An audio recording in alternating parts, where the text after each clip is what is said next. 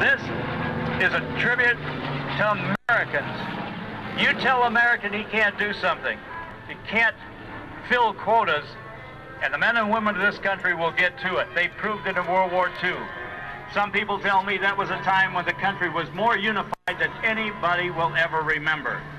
Remember those production runs I talked to you about? 186,000 trained pilots in the short period of World War II that we were thrust into quite by accident and quite by surprise. And 300,000 warplanes. Planes like this, P-51, 15,985 of the P-51s. This one's the C model. The C model was flown by our black pilots, the Tuskegee Airmen. Many films have been featured most recently about their exploits, about the prejudice they were under, but about the class that they maintained while being treated less than stellar by the enemy and less than stellar by us.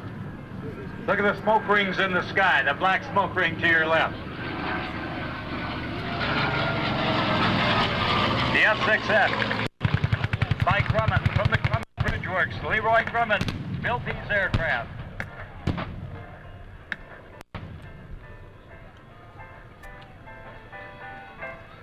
The Marianas Turkey Shoot was the area that particular airplane just going out of sight now excelled in. Or the beautiful sound of a V-12 Allison or Rolls-Royce engine.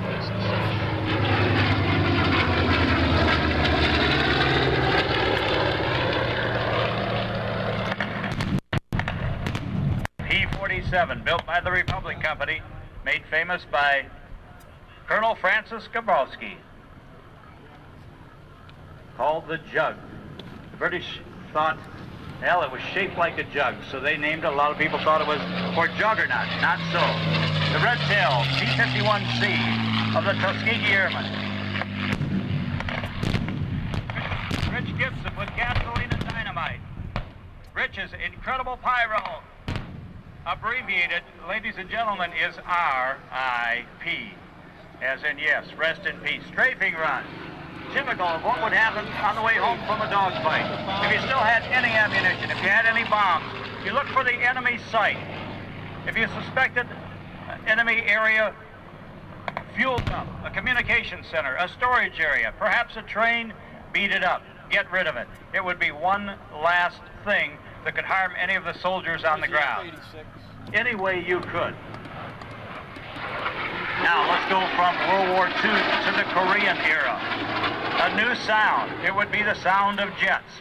And while some of the aircraft of World War II would linger into the Korean conflict, the Korean War, it was a time for the jets. Initially, the Lockheed P-80 Shooting Star came out. But soon the North American Aviation Company would find that with captured German data from World War II, that the swept-wing design aircraft was in fact the way to go. P-80 that did not have the swept wings and was in fact 100 miles per hour slower than this aircraft that you're seeing landing in front of you. It became obsolete in a very short period of time. The F-86 Sabre. A great deal of the legendary Bob Hoover is in that aircraft, both in testing and as a civilian factory representative, an F-86 test pilot out in combat, flying with combat pilots. Have your cameras ready, ladies and gentlemen. 2,500 feet, wall of fire, down on the ground where you see all the orange. Did you get that in your film? Ladies and gentlemen, feel the heat.